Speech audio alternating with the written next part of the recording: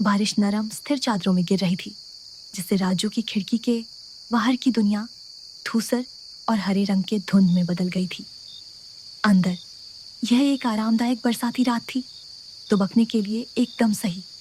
6 साल का राजू और 5 साल की प्रिया अपने बिस्तरों में दुबके हुए थे। छत पर आरामदायक ड्रमिंग सुन रहे थे। रियो, उनका कुत्ता, चिमनी के पास सो रहा था, अपने पंजे हिला रहा था। मिट्ठू तोता अपने अड्डे पर ऊँघ रहा था, एक रोईंदार हरी गेंद जैसा। अचानक राजू की खिड़की के ठीक बाहर से एक छोटी घबराई हुई ची ची ची की आवाज आई। ये बहुत छोटी और बहुत बहुत चिंतित लग रही थी। राजू उठ बैठा। क्या तुमने सुना? प्रिया ने नींद में पलकें झपकाई। एक छोटे वायलिन की उदास धुन जैसी लगती है। उनकी जिज्ञासा भड़क उठी। यह सिर्फ बारिश नहीं थी, यह एक छोटा प्राणी मुसीबत में था। रियो ने अपना सिर उठाया। उसकी छाती में एक धीमी गड़गड़ाहट थी।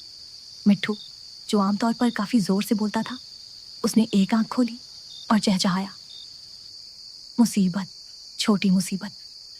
राजू ने सावधानी से खिड़की से झांका। गीले शीशे से सटा हुआ, पूरी तरह से भीगा हुआ और दुखी दिख रहा था एक छोटा भूरा चूहा। उसकी मूंछें लटकी हुई थीं, उसके बाल सपाट चिपके हुए थे और वह अनियंत्रित रूप से कांप रहा था।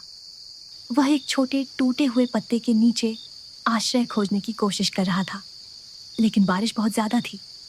ओह बेचारा, प्रिया ने फुसफुसाया। उसका दिल सहानुभूति से दुख रहा था। यह कितना ठंडा और गीला है, इसे एक उचित छतरी चाहिए।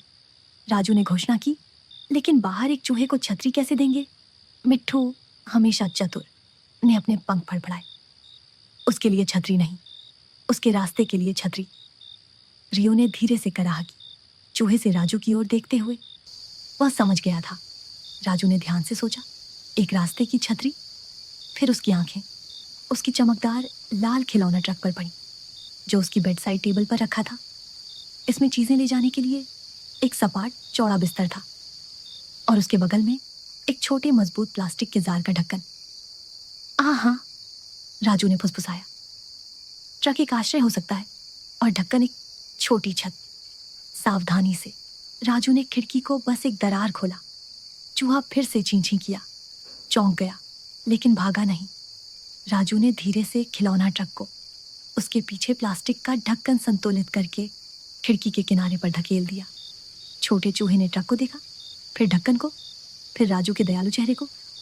उसकी घूमती हुई आंखें पूछ रही थीं, क्या यह मेरे लिए है? हाँ छोटे दोस्त, प्रिया ने फुसफुसाया। बस तुम्हारे लिए एक आरामदायक जगह। चूहा अभी भी कांप रहा था। धीरे धीरे हिचकिचाते हुए ट्रक पर प्लास्टिक के ढक्कन के नीचे रेंग गया। ये एकदम सही फिट था। ढक्कन एक छोटी मजबूत छत की तरह काम कर रहा था, बारिश को दूर रख रहा था।